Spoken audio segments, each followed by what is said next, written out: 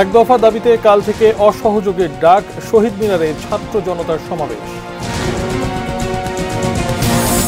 আন্দোলনকারীদের জন্য গণভবনের দরজা খোলা, প্রধানমন্ত্রী।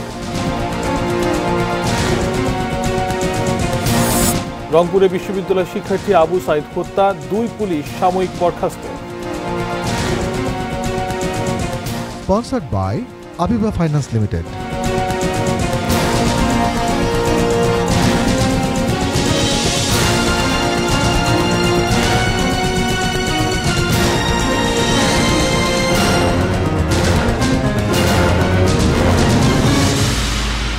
দেখছেন ATN নিউজ আওয়ারে আপনাদেরকে আমন্ত্রণ জানাচ্ছি। আমি মাশরাফি শশী। সংবাদ শিরোনাম দেখছিলেন। VSL Angle Channel HB VSL Bikrampur steel limited. এবার বিস্তারিত। এক দফা দাবিতে আগামীকাল থেকে সর্বাত্মক অসহযোগ আন্দোলনের ডাক দিয়েছে বৈষম্য বিরোধী ছাত্র আন্দোলন। বিকালে কেন্দ্রীয় শহীদ মিনারে ছাত্র জনতার সমাবেশ থেকে এই ডাক দেওয়া হয়। সমাবেশে সংহতি জানাতে হাজির হন বিভিন্ন শ্রেণী পেশার মানুষ। দুপুর থেকেই রাজধানীর বিভিন্ন এলাকা থেকে একের পর এক মিছিল আসে কেন্দ্রীয় শহীদ মিনারে। অল্প সময়ের মধ্যেই শহীদ মিনার এলাকা ছাড়িয়ে আশেপাশের সড়কেও অবস্থান নেয় আন্দোলনকারীরা। রাজধানীর সায়েন্স ল্যাবরেটরি এলাকার ঢাকা কলেজ, সিটি কলেজ সহ আশেপাশের বিভিন্ন শিক্ষা প্রতিষ্ঠান থেকে মিছিল আসে। বাড্ডা, রামপুরার মিছিলগুলো আসে মৌচাক, শান্তিনগর, কাকরাইল, দোয়েল চত্বর হয়ে। বেসরকারি বিশ্ববিদ্যালয়ের শিক্ষার্থীদের এসব মিছিল বিকেল 4:15টার দিকে কেন্দ্রীয় শহীদ মিনার এলাকায় পৌঁছায়। জনগণকে মুক্ত করতে এখন আমরা আবার রাস্তায় নেমে এসেছি। বাংলাদেশের মানুষের জীবনের নিরাপত্তা, সমাজের ন্যায় বিচার প্রতিষ্ঠার জন্য আমরা এক দফার সিদ্ধান্তে উপনীত হয়েছি। এই সরকার কোনোভাবেই আর 1 মিনিটও ক্ষমতায় থাকার যতদিন পতন না হবে ততদিন আমরা এই সরকারের সাথে সম্পূর্ণ নন কোঅপারেশন, অসহযোগ ঘোষণা করছি। শহীদ মিনার ও এর আশেপাশের এলাকায় আইন শৃঙ্খলা রক্ষাকারী বাহিনীর কোনো সদস্যকে দেখা যায়নি। Mujahidul Islam, ATN news, Dhaka. বৈষম্য বিরোধী ছাত্র আন্দোলনকারীদের সঙ্গে বসতে চান প্রধানমন্ত্রী শেখ হাসিনা। তিনি বলেছেন গণভবনের দরজা খোলা। সকালে গণভবনে এক বৈঠকে তিনি কথা জানান। তাদেরকে মুক্তি দেওয়া শুরু করবে। শনিবার সকালে গণভবনে পেশাজীবী সমন্বয় পরিষদের কেন্দ্রীয় নেতৃবৃন্দের সঙ্গে বৈঠক করেন প্রধানমন্ত্রী শেখ হাসিনা। তদন্ত হোক, বিচার হোক, এবং এই যে সমস্ত জ্বালা। এ সময় প্রধানমন্ত্রী জানান কোটা বিরোধী আন্দোলনকারীদের সঙ্গে কথা বলতে চান তিনি। তাদের জন্য গণভবনের দরজা খোলা। তারা যদি এখনো আসতে চায়, কথা বলতে চায়, আমি তাদের সাথে কথা বলতে চাই, তাদের কথা শুনতে চাই, তাদের দাবি কি কি বাকি আছে আমি এটা শুনতে চাই, এবং যেটা আমাদের সাধ্যমতো সেটা আমি পূরণ করতে চাই।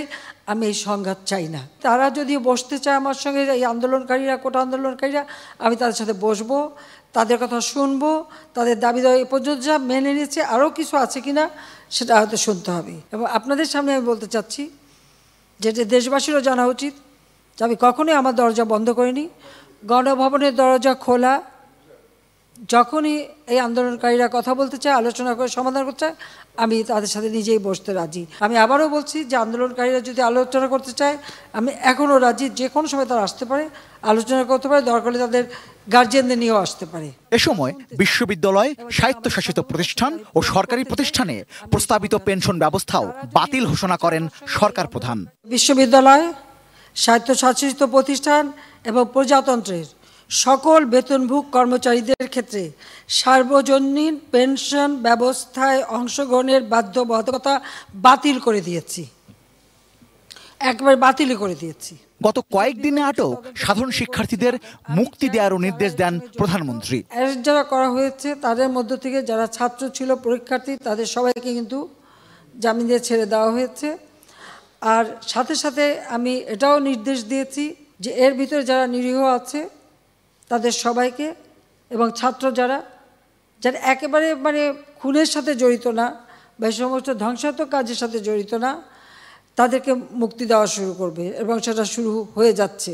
Rezwan Foyez, ATN news, Dhaka.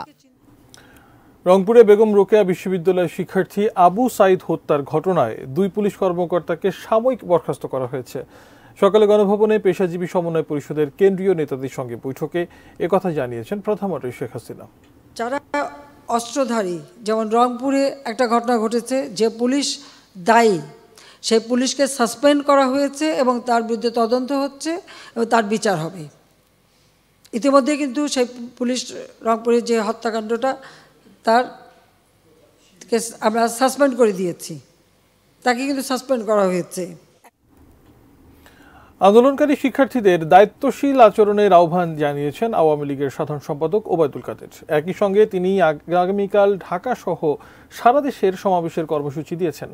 ধানমন্ডিতে দলীয় সভাপতির রাজনৈতিক কার্যালয়ে সংবাদ সম্মেলনে এসব কথা জানান তিনি। ওবায়দুল কাদের জানান, তাদের স্থগিত হওয়া শোক মিছিল সোমবার বিকেল 3টায় অনুষ্ঠিত হবে। তিনি বলেন, সরকার পতনের জন্য চক্রান্ত করছে বিএনপি জামাত। তাদের মোকাবেলায় মুক্তিযুদ্ধের পক্ষের সকল শক্তির সম্মিলিত সহযোগিতার আহ্বান জানানো হয় সংবাদ সম্মেলনে। এছাড়া কোটা সংস্কার আন্দোলনের সময় সহিংসতা ও নিহতের ঘটনায় জাতিসংঘকে তদন্তে অংশ নেওয়ার আহ্বান জানান ওবায়দুল কাদের। সময় হলো বাজিদ ইসলাম বিরতি নেবার, এরপর আরো জানিয়ে ফিরব। ইসরায়েলকে রক্ষায় যুদ্ধজাহাজ ও যুদ্ধ বিমান মোতায়েন করতে যাচ্ছে যুক্তরাষ্ট্র।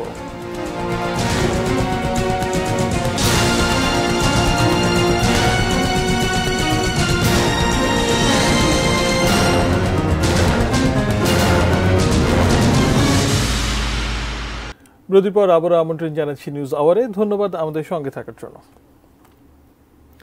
বাংলাদেশ সাম্প্রদায়িক সম্প্রীতি ও ধর্মীয় সহাবস্থানে বিশ্বে উদাহরণ বলে মন্তব্য করেছেন ধর্মমন্ত্রী ফরিদুল হক খান। সন্ধ্যায় রাজধানীর একটি হোটেলে IRFA আয়োজনে আন্তর্জাতিক ধর্মীয় স্বাধীনতা বিষয়ক এক গোলটেবিল আলোচনায় এই মন্তব্য করেন তিনি। মন্ত্রী বলেন, সাম্প্রদায়িক সম্প্রীতি এখন দেশের ঐক্য ও শক্তির প্রতীক হয়ে উঠেছে। দেশে প্রচলিত ধর্মগ্রন্থগুলো বাংলায় প্রকাশ করা হচ্ছে বলে জানান তিনি। এ সময় বিভিন্ন ধর্মের প্রতিনিধিরা আলোচনায় অংশ নেন। অনুষ্ঠানে এটিএন এডুকেশনের সিইও ও অপারেশন সাজিদুর রহমান মুনিম, নির্বাহী পরিচালক রোকসানা আক্তার রিনি এবং এটিএন MCL এর পরিচালক মোহাম্মদ আনিসুর রহমান উপস্থিত ছিলেন। অনুষ্ঠানে মিডিয়া পার্টনার ছিল এটিএন নিউজ ও এটিএন বাংলা।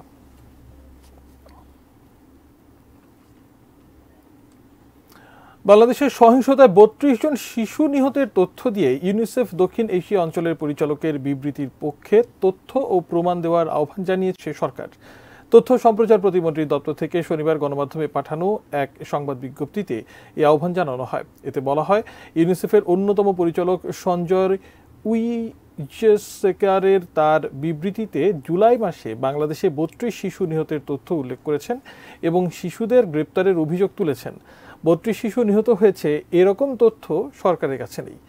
সরকার শিশুদের গ্রেপ্তারও করছে না। এরকম সঠিক তথ্য বা তালিকা দিলে সরকার ন্যায় বিচার নিশ্চিত করবে বলেও বিবৃতিতে উল্লেখ করা হয়।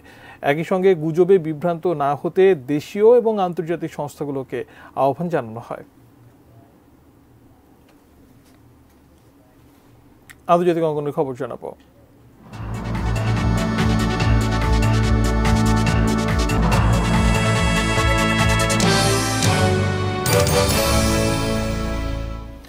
ইরান ও তার মিত্রদের সম্ভাব্য হামলা থেকে ইসরায়েলকে রক্ষা করতে মধ্যপ্রাচ্যে অতিরিক্ত যুদ্ধজাহাজ ও যুদ্ধবিমান মোতায়েন করার সিদ্ধান্ত নিয়েছে যুক্তরাষ্ট্র।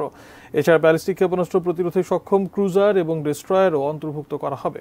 হামাস নেতা ইসমাইল হানিয়ার হত্যাকে কেন্দ্র করে ইরান ও তার মিত্র সশস্ত্র গোষ্ঠীগুলোর ইসরায়েলের বিরুদ্ধে হামলার সম্ভাবনা জোরালো হয়েছে। এমন প্রেক্ষাপটে শুক্রবার মার্কিন প্রতিরক্ষা দপ্তর পেন্টাগন এক বিবৃতিতে বলেছে, ইসরায়েলকে রক্ষা করার জন্য তারা দৃঢ়ভাবে অঙ্গীকারাবদ্ধ। পেন্টাগনের বিবৃতিতে আরও বলা হয়েছে, নতুন করে যুদ্ধজাহাজ ও যুদ্ধ বিমান মোতায়েনের কারণে মধ্যপ্রাচ্যে অবস্থানরত মার্কিন বাহিনীর সুরক্ষা আরও নিশ্চিত হবে।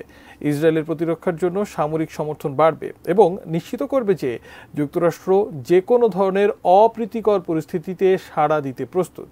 এদিকে ইসরায়েলে হামলা চালানোর সবচেয়ে কার্যকর উপায় খুঁজতে হামাস, ইসলামিক জিহাদ, হিজবুল্লাহ, হুতি বিদ্রোহী ও ইরাকের সশস্ত্র গোষ্ঠীগুলোর সঙ্গে আলোচনায় বসতে যাচ্ছে ইরান।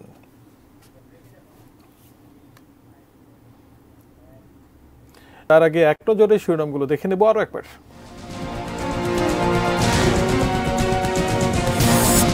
এক দফা দাবিতে কাল থেকে অসহযোগের ডাক, শহীদ মিনারে ছাত্র জনতার সমাবেশ। আন্দোলনকারীদের জন্য গণভবনের দরজা খোলা, প্রধানমন্ত্রী। রংপুরে বিশ্ববিদ্যালয় শিক্ষার্থী আবু সাইদ হত্যা, 2 পুলিশ সাময়িক বরখাস্ত। ইসরায়েলকে রক্ষায় যুদ্ধজাহাজ ও যুদ্ধ বিমান মোতায়েন করতে যাচ্ছে যুক্তরাষ্ট্র। Sponsored by Abiba Finance Limited. এই ছিল নিউজ আওয়ার। ATN নিউজের সব খবর জানতে ভিজিট করুন www.atntv.com। এছাড়া চোখ রাখুন ATN নিউজের ইউটিউব ও ফেসবুক পেজে। সঙ্গে থাকুন, দেখতে থাকুন ATN নিউজ। ধন্যবাদ।